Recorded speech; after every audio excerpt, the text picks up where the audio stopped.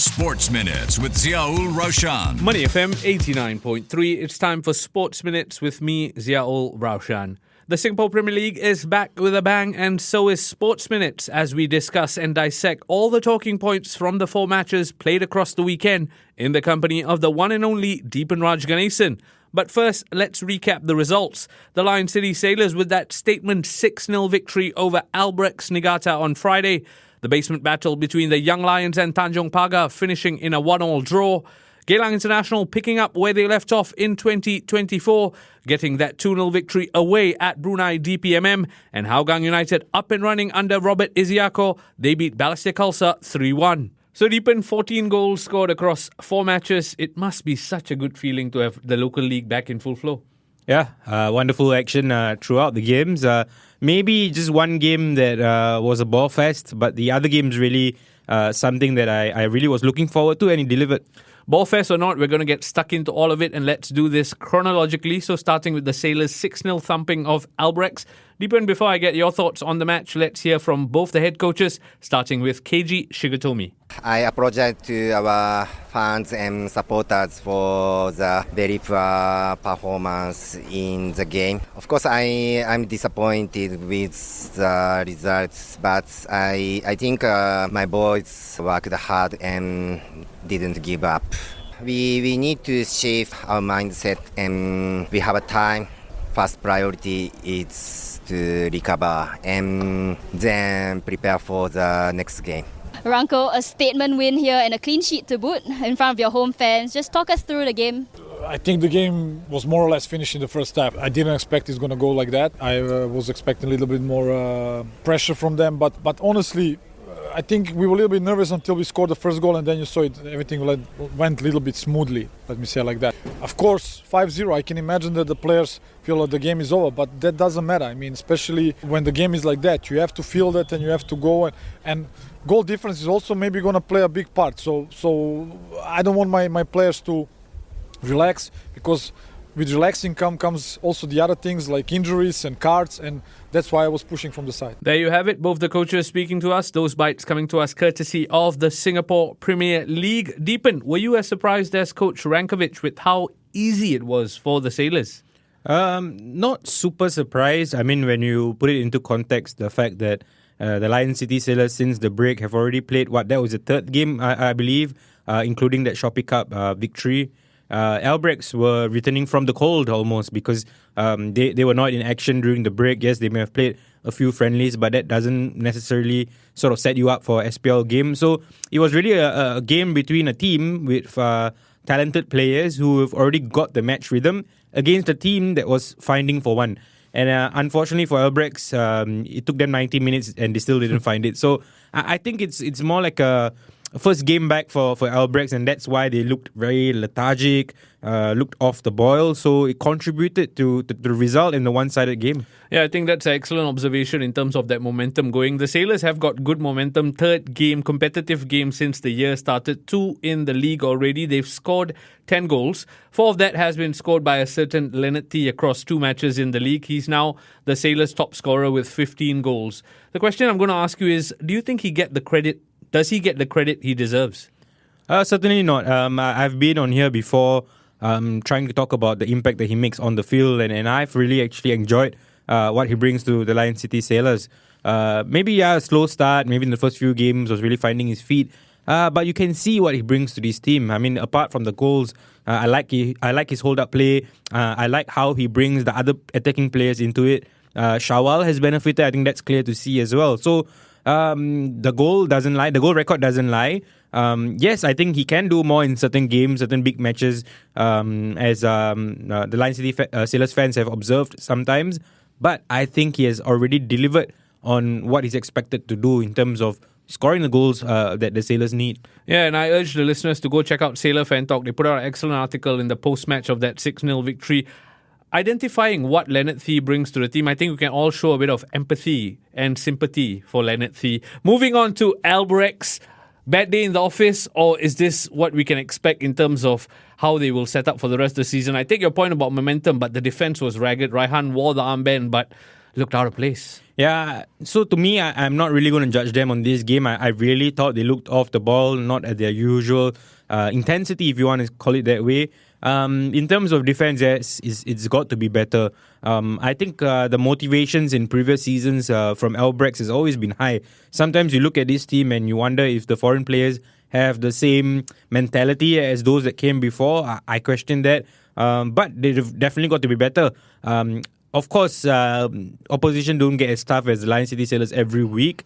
I think they'll work hard in training. I think they'll find the rhythm, and hopefully in the next games they will show what they're really made of. Yeah, Albrechts have a bit of time to go back to the training ground. They sit out the forthcoming fixtures and then they are in action in the Singapore Cup. All right, on to the basement battle, the 1-1 draw between the Young Lions and Tanjong Pagar United. Here's Alam Shah sharing his thoughts post-match.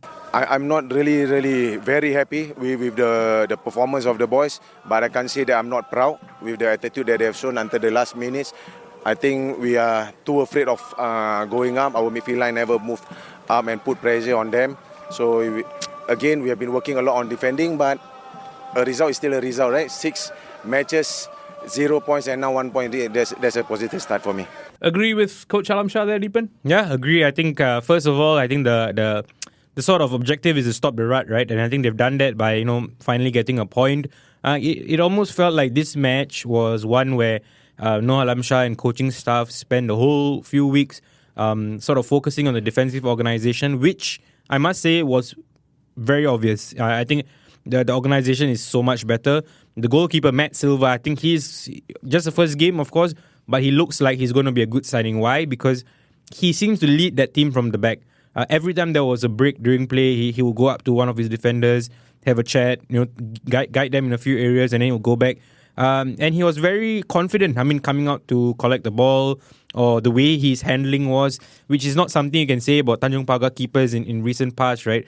So it felt like they were focused so much on defending that they were almost too conservative when it came to attacking. Like Alam Shah mentioned there, the midfield line didn't really move forward at times. But I thought there were some changes. I thought Sahil came on and he played in a number 10 role, looked a bit bright. Raihan Rahman's set-piece delivery is underrated in Singapore, and he showed what he can do with a few set-piece deliveries, which I think Tanjong Pagar could have benefited more from as well. So I think good signs from Tanjong Pagar, something to build on. I don't think they'll pick up many points, but I think they'll be a frustrating team to play against when they have their players fully fit. One thing that was of a concern was when I looked at the bench, it looked quite bare. I don't even think they named the full complement of substitute players, so that is a concern. Yeah, I'm half joking to myself, thinking how long before Coach Alam Shah registers himself or something. It was good to see Matt Silva with the armband and, like you say, leading that backline of Tanjong Pagar, and they need the guidance, right? For me, a worrying observation was the lack of intensity in this game. I know we talk about cobwebs, building momentum again from ground zero, but do you think that's going to be an issue, especially for the Young Lions and Tanjong Pagar, because the quality watching on TV for me was dire? Yeah, it was dire. Let's call it as it is. But I really want to attribute it to the fact that they've not played in an SPL game for some time, and also because these two teams almost like they approach the game in a mentality of not wanting to lose more than anything else. So I think that contributed as well. Just a quick thought on Young Lions. It's going to be a very worrying end to the season for them because clearly they've not replaced Inamoto. And you look at the whole, when the team sheets were handed out, the whole team sheet, there was no forwards listed for the Young Lions. They tried Amir Shafiz, who is usually a central midfielder, attacking midfielder in that number 9 spot. Didn't work. Their only goal came from obviously a penalty. So then you wonder, how are Young Lions going to score the goal? So do they have the set piece prowess? I don't know. So very worrying.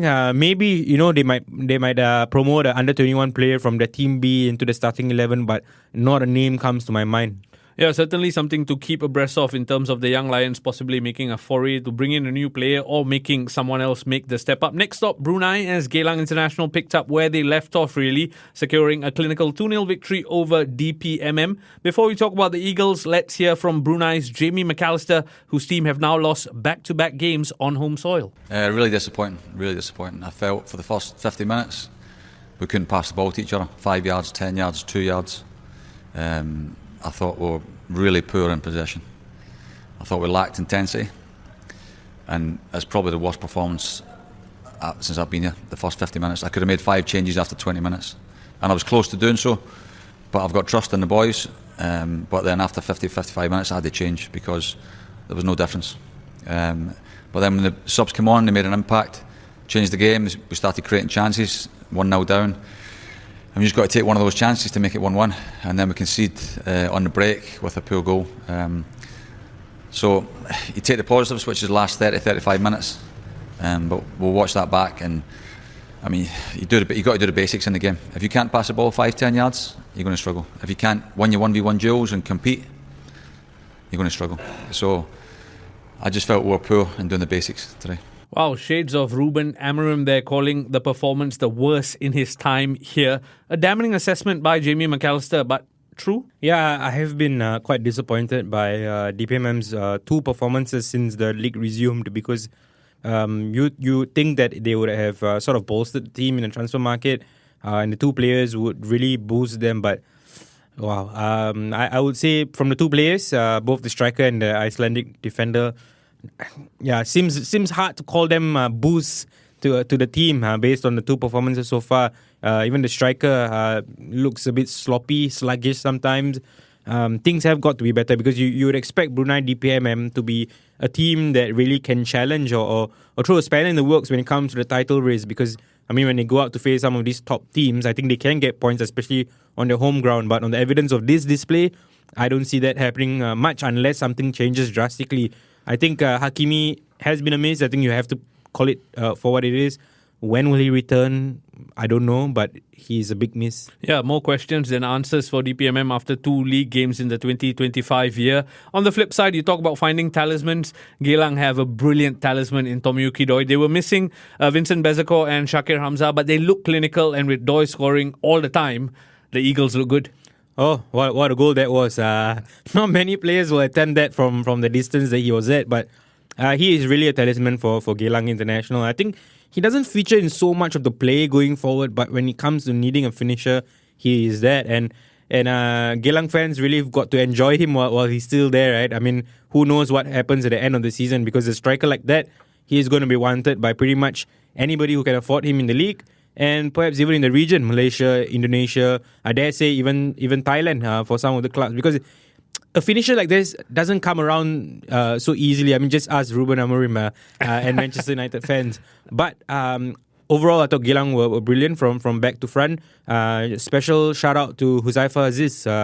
Struggled with a lot of bad, severe injuries, and I'm so happy to see him back on the field. Yeah, 75 minutes in the tank for Huzaifa Aziz, and as Noah Ali alluded to when we spoke to him on Sports Minutes, he's going to feature a lot in 2025. Next up for Geylang International is the Lion City Sailors this weekend. That's definitely the match of the weekend. The Sailors before that have that small assignment against Buriram United. So considering fatigue, Geylang's form, Doi's form, that's going to be a tasty clash at the Jalan Besar Stadium, eh? Oh, definitely. Can't wait for that. I really think that it's going to be a good game, so I hope that the crowd fills the stadium.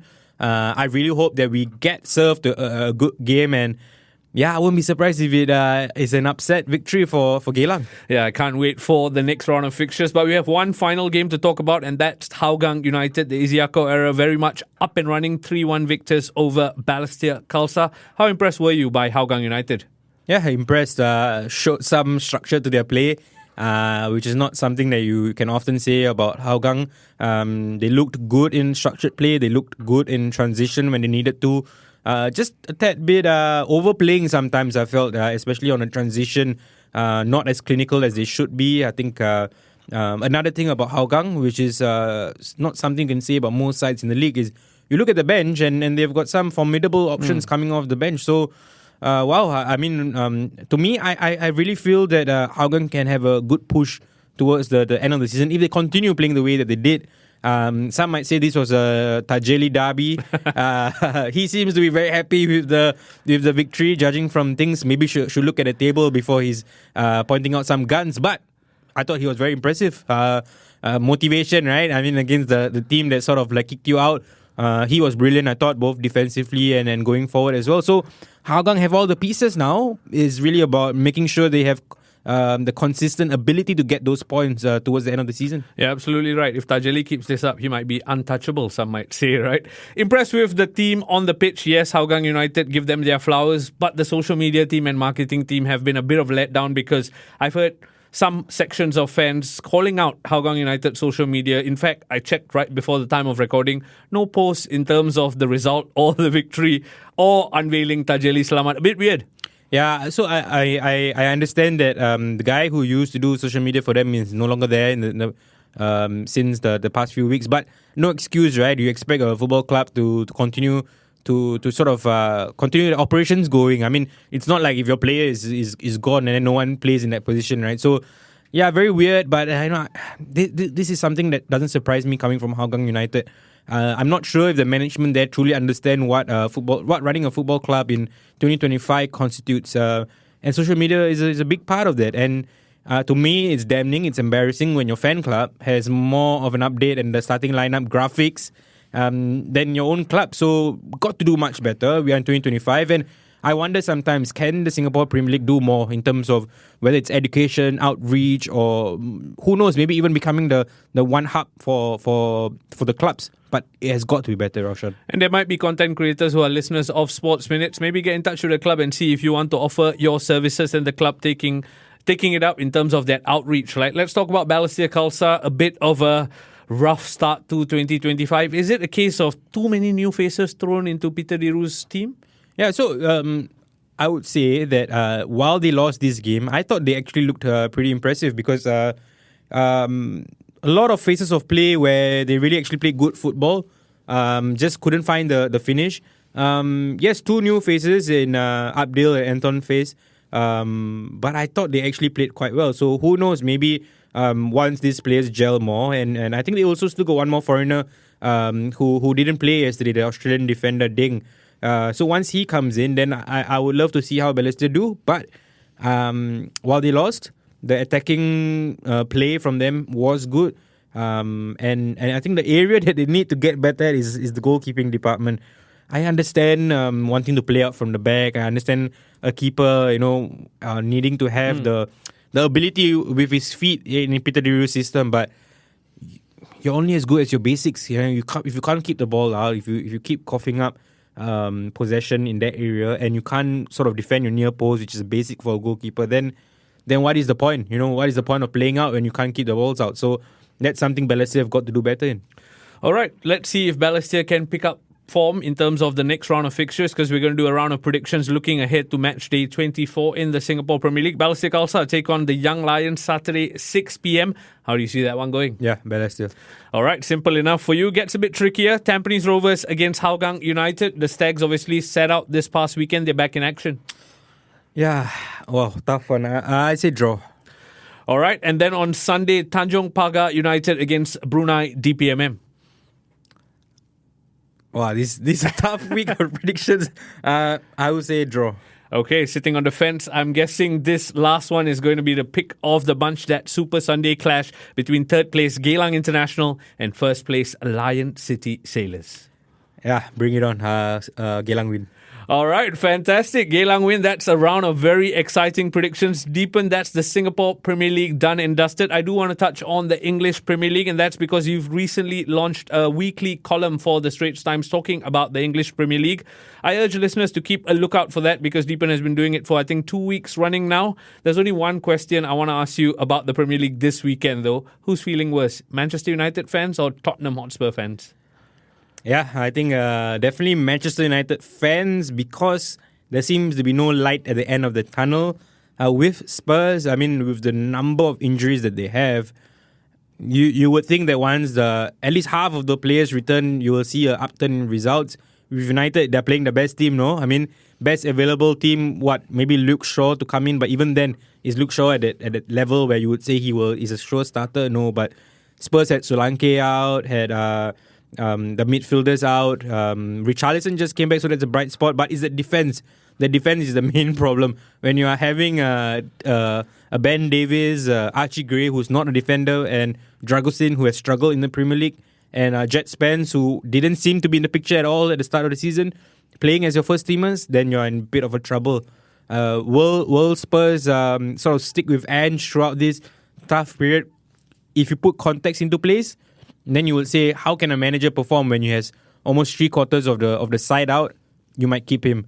But as you know, I mean, they sacked Jose Mourinho before the final, no? Before the League Cup final. Yeah, so I can see anything happening at Spurs. But to answer your question, I think United fans have more reasons to feel worse. Yeah, I usually end this podcast on a happy note. Unfortunately, with Manchester United and the state of affairs, it's a bit of a sad note to end the podcast. Nonetheless, Deepanraj Ganesan, thank you so much for your time. I look forward to canvassing your opinions in the weeks ahead. Thank you, Raushan. Sports Minutes on Money FM 89.3.